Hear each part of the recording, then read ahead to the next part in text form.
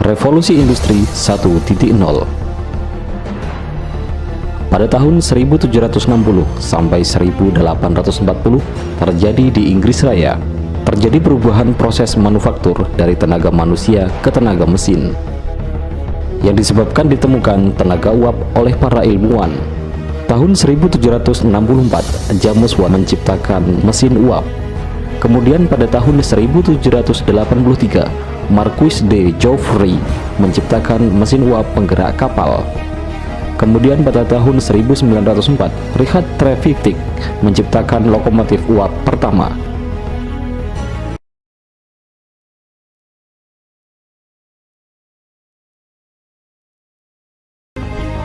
Revolusi Industri 2.0. Kemudian pada tahun 1840 sampai 1870 terdapat perubahan penelitian listrik. Dari keingintahuan sains berganti ke listrik yang berguna bagi kehidupan modern. Kemudian pada tahun 1843, Ernest Werner von Siemens menciptakan telegraf kode Morse. Kemudian pada tahun 1870 sampai 1879, Thomas Alva Edison menciptakan telegraf pita kertas dan lampu. Disusul kemudian pada tahun 1908, Henry Ford mengubah pabriknya dengan menggunakan ban berjalan. Dengan ban berjalan, biaya produksi jauh lebih murah, sehingga dapat menurunkan harga hingga 300% dan Ford cepat menguasai pasar mobil. Akibat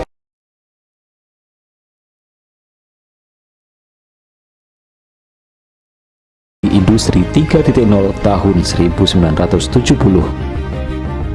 Dengan ditemukannya PLC atau Programmable Logic Controller, mesin industri dapat berjalan sendiri, biaya produksi makin murah. Ditandai perubahan dalam industri musik dengan lahirnya musik digital yang cepat menguasai pasar. Terjadi juga dalam dunia fotografi. Mengambil gambar dan berbagi dilakukan dengan mudah, tanpa diperlukan kertas film sebagai medianya.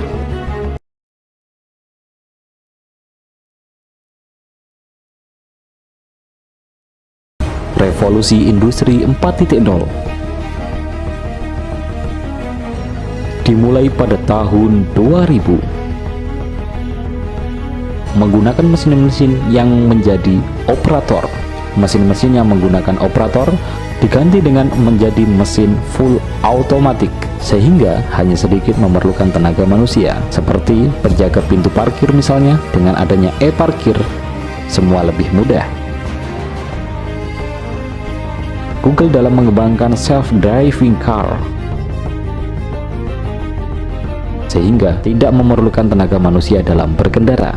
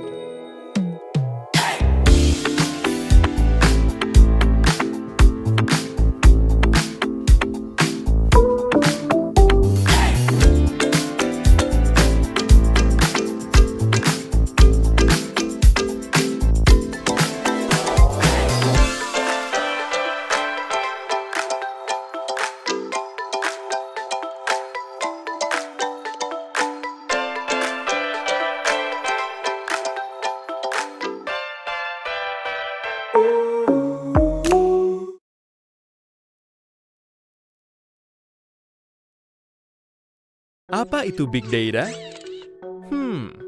Bayangkan semua data yang telah dihasilkan dari awal kamu lahir sampai besar sekarang, mulai dari nama, data pendidikan, kesehatan, dan lainnya digambarkan ke dalam bentuk satu kotak. Pastinya rumahmu sudah penuh dengan kotak-kotak tersebut, bukan? Dan itu dihasilkan oleh setiap orang di bumi. Tidak bisa dibayangkan, bukan, penuhnya seperti apa bumi ini? Secara sederhana, Big Data adalah himpunan data yang sangat besar yang tidak mampu diolah oleh sistem komputer dan perangkat lunak konvensional dan memiliki karakteristik tertentu, yaitu volume, variety atau varietas, dan velocity atau kecepatan. Dalam Big Data, volume atau ukuran data yang dihasilkan sangat besar, bahkan sangat-sangat besar. Jika semua data pada tahun 2010 dipindahkan ke dalam bentuk kepingan DVD, maka DVD tersebut dapat membuat tumpukan panjang sepanjang jarak antara bumi ke bulan dan kembali lagi ke bumi. Dan data-data tersebut terus bertambah. Pada tahun 2012, kita menghasilkan 2,3 triliun GB data setiap harinya. Diperkirakan nanti pada tahun 2020, data yang dihasilkan sebanyak 43 triliun GB. Selain volume, varietas juga merupakan salah satu karakter dari Big Data. Data-data yang dihasilkan terdiri dari berbagai jenis dan variasi seperti teks, foto, video, dan lain-lain. Apa saja yang menghasilkan Big Data? Banyak sekali. Salah satunya adalah adanya Internet of Things. Internet of Things bisa diartikan di mana benda-benda di sekitar kita dapat berkomunikasi antara satu sama lain melalui sebuah jaringan seperti internet. Mulai dari handphone, televisi, jam tangan, bahkan sampai lemari pendingin. Semua benda-benda tersebut menghasilkan data. Baik itu data tentang letak titik macet di suatu tempat, data berapa detak jantungmu berdenyut setiap hari, data tentang berapa langkah kaki yang kamu ambil setiap hari, data perbankan, kesehatan, sensor untuk mengumpulkan informasi tentang iklim, postinganmu di sosial media, data transaksi kartu kredit, dan yang paling penting adalah data untuk ilmu pengetahuan. Di Indonesia, Pusat Penelitian Informatika LIPI turut berperan dalam suatu proyek sains besar di bidang fisika partikel eksperimen, yaitu LICERN. Proyek tersebut menghasilkan data yang sangat besar sehingga membutuhkan high performance computing untuk mengolahnya. Data-data yang telah dihasilkan kemudian harus dapat dianalisa dengan sangat cepat untuk menghasilkan informasi. Itulah mengapa velocity atau kecepatan merupakan karakter penting lainnya dari Big Data. Coba bayangkan, bagaimana saham-saham perusahaan, rute jalan, perkiraan cuaca dapat diketahui dengan hitungan menit, bahkan detik, jika data-data besar tersebut tidak dianalisa dengan cepat. Tentunya perangkat komputer biasa tidak dapat menangani hal ini. Bisa jadi akan menghabiskan beberapa tahun untuk melakukan itu. HPC adalah jawabannya. HPC atau High Performance Computing adalah sistem komputer yang dibangun agar mampu menyelesaikan beban komputasi yang tak terkira beratnya dalam waktu yang masih bisa diterima. Sebuah sistem HPC terdiri dari puluhan, ratusan, bahkan ribuan CPU core yang saling terkoneksi untuk menyelesaikan suatu komputasi secara paralel. LIPI mempunyai dua sistem HPC yang dikelola Pusat Penelitian Informatika, yaitu di Bandung dan Cibinong. LIPI membuka kesempatan kepada masyarakat yang ingin menggunakan HPC tersebut untuk kepentingan ilmu pengetahuan secara gratis.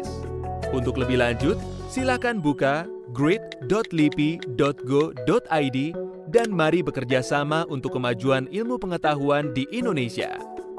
Jadi, bisa ditarik kesimpulan bahwa Big Data merupakan suatu fenomena yang tercipta karena adanya kemajuan teknologi. Dan mau tidak mau, kita harus dapat menghadapinya.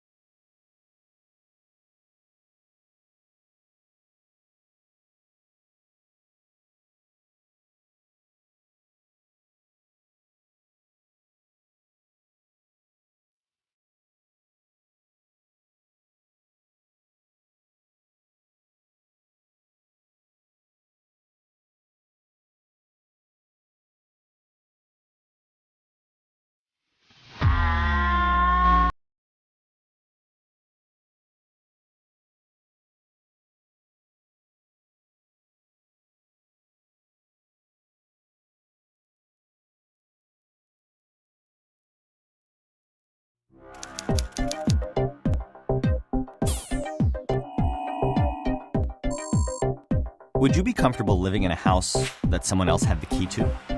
What if an underground tunnel led into it from a public park, where its windows could never quite close all the way? Would you trust it with your safety and your privacy? The internet is that house. This is not to say never go into the house, but rather you should know the hazards before you store all of your valuables there, and do what you can to protect them. So why is it insecure, and why can't we just fortify it until it's safe? Well, first of all, the internet was not originally built to be what it is today. It's like someone decided to expand a shoebox into a skyscraper. The internet originally developed when computers were huge and so expensive to own that only universities, big businesses, and a few governments had them. The point, originally, was to let these massive supercomputers talk to each other. And as soon as two computers could send information back and forth, we had a network. The network gradually grew until personal computers emerged in the 1980s, and then it exploded. Soon, people were not just talking to each other, but also exchanging money, playing games, reading news, shopping, and doing everything we associate with the internet today. Other devices started talking to the network too. Phones and cars and refrigerators and elevators and power plants and much, much more. But the ease of all those devices talking to each other came at a price: security. One computer could send another instructions to delete everything on it or take it over. We call these viruses and malware. Or one person could steal another's identity by guessing, cracking, or extracting a password. Vulnerabilities such as these will never completely go away because they're built into the internet's very architecture. Criminals use them to steal billions of dollars, governments use them for surveillance, and hacktivists use them to further their political goals. Between 2004 and 2013, over 1 billion records of personal information were stolen or leaked through data breaches of major organizations. As a thought experiment, let's imagine what a perfectly secure internet might look like. Users would not be allowed to download or install anything onto their computers. All internet traffic would be monitored and regulated by bots and humans, massively limiting the number of websites you could visit. In order to log on to a website, you'd have to type in a 100-character password, submit a genetic sample, and whistle a tune. The servers that hold data would be kept in heavily armed fortresses on the moon. And even with all these safeguards in place, some clever hacker would almost certainly still find a way in. The good news is, even with our flawed internet, there are simple things you can do to protect yourself. And there are a lot of people committed to making the internet more secure.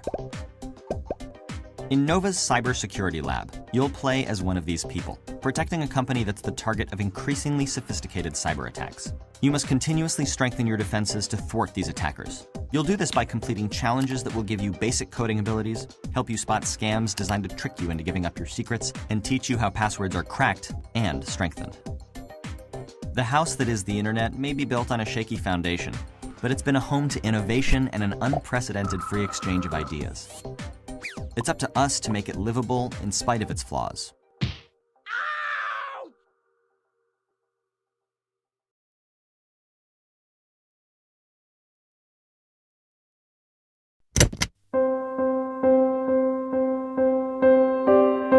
When everything becomes linked with everything else, matter becomes mind, and the possibilities become endless.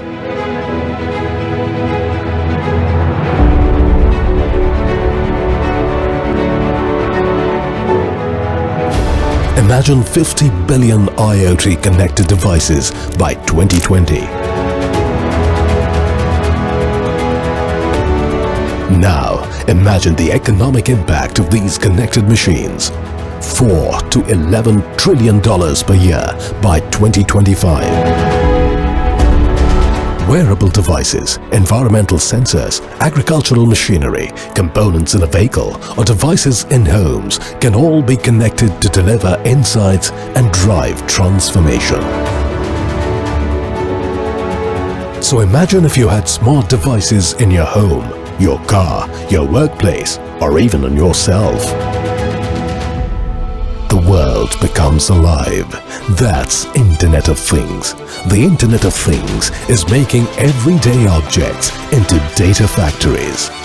When Internet of Things, along with big data, meets artificial intelligence, This interface will become enlivened with intelligence, and a new world will take birth which will increasingly talk back to us. Imagine the kind of world that it would be. Imagine the revolution it will usher in the way we see the world. The external world will become the extension of our mind, like an extension of our thoughts. Imagine a world that is responsive, a world that is optimized for human creativity, a world that is intelligent.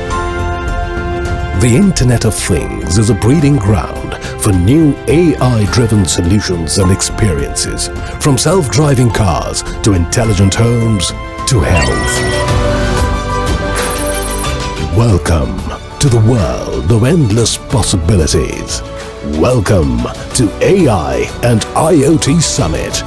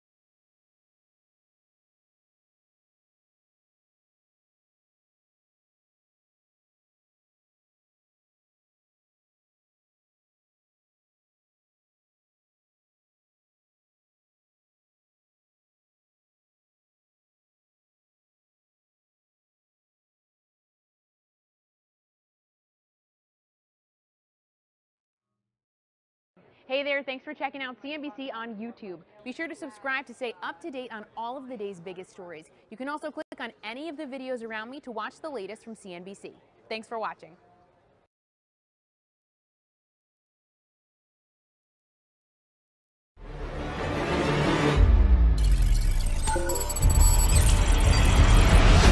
Indonesia, negeri dengan 17.000 pulau, siap menjawab tantangan revolusi industri 4.0 di dunia pendidikan melalui digitalisasi sekolah. Berawal dari daerah terluar Indonesia, tol langit penyambung pendidikan bermutu kini dibuka. Pembelajaran era baru diciptakan dengan karakter, berpusat pada siswa, multimedia, kolaborasi, pertukaran informasi, serta berpikir kritis. Rumah Belajar hadir menjadi penyedia konten digital pendukung pembelajaran bagi semua. Melalui fasilitas gawai terpadu di sekolah, seluruh siswa dan guru kini dapat mengakses portal Rumah Belajar dengan 8 fitur utamanya. Sumber belajar, buku sekolah elektronik, bank soal, laboratorium maya, peta budaya, wahana jelajah angkasa, kelas maya, serta pengembangan keprofesian berkelanjutan. Rumah Belajar, belajar lebih asik di mana saja, kapan saja, dengan siapa saja. Akses informasi terbuka dalam pembelajaran di sekolah seluruh Nusantara dengan memanfaatkan dana BOS afirmasi dan BOS kinerja. Kedepan, komunitas guru terbentuk dalam dunia maya untuk bersama mengunggah dan mengunduh berbagai materi ajar digital hingga ujian daring lintas sekolah. Digitalisasi sekolah, sentuh daerah 3T dengan pembelajaran era baru.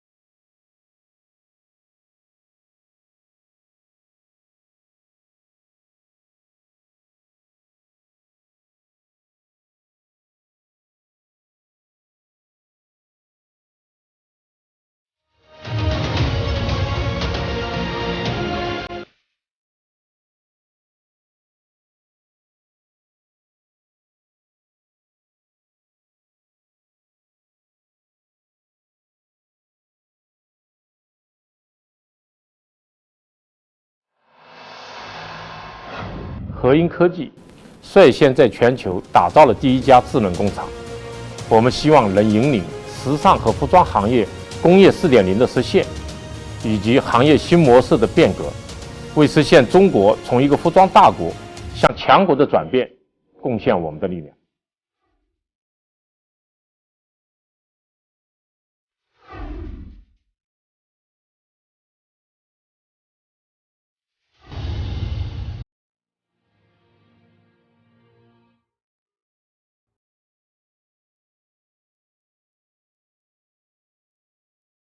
Cloud computing atau komputasi awan merupakan kombinasi pemanfaatan teknologi komputer dengan pengembangan berbasis internet. Sebutan cloud sendiri ini merupakan sebuah istilah yang diberikan pada teknologi jaringan internet. Pada teknologi komputasi berbasis awan, semua data berada dan disimpan di server internet. Begitu juga dengan aplikasi ataupun software yang pada umumnya dibutuhkan pengguna, semuanya berada di komputer server. Sehingga kita tidak perlu melakukan instalasi pada server. Tetapi pengguna harus terhubung ke internet untuk bisa mengakses dan menjalankan aplikasi yang berada di server tersebut. Pengguna bisa saja hanya menyediakan sebuah komputer dan perangkat jaringan internet untuk bisa terhubung ke server internet dan menyimpan data di komputer server tanpa harus menyediakan hard disk yang berkapasitas besar pada komputernya sendiri untuk menyimpan datanya. Begitu juga dengan program aplikasi seperti Microsoft Office, Excel, dan lainnya. Pengguna bisa menjalankan aplikasi itu di server internet sehingga tidak perlu repot-repot untuk menginstal aplikasi itu di komputernya sendiri. Hal ini menjadikan kita tidak perlu investasi server berbentuk fisik dan tidak perlu maintain hardware server. Berdasarkan jenis layanannya, cloud computing dibagi menjadi sebagai berikut. Pertama, Software as a Service atau SaaS. Software ini adalah salah satu layanan dari cloud computing di mana kita tinggal memakai software yang telah disediakan. User hanya tahu bahwa perangkat lunak bisa berjalan dan bisa digunakan dengan baik. Kedua, Platform as a Service atau PaaS. Platform ini adalah layanan dari cloud computing kalau kita analogikan di mana kita menyewa rumah berikut lingkungannya seperti sistem operasi, network, database engine, framework aplikasi untuk menjalankan aplikasi yang kita buat. Ketiga, Infrastructure as a Service atau IaaS. Ini merupakan layanan dari cloud computing di mana kita bisa menyewa infrastruktur IT seperti komputasi, storage, memori, dan network. Kita bisa definisikan berapa besarnya unit komputasi, penyimpanan data, memori, bandwidth, dan konfigurasi lainnya yang akan kita sewa.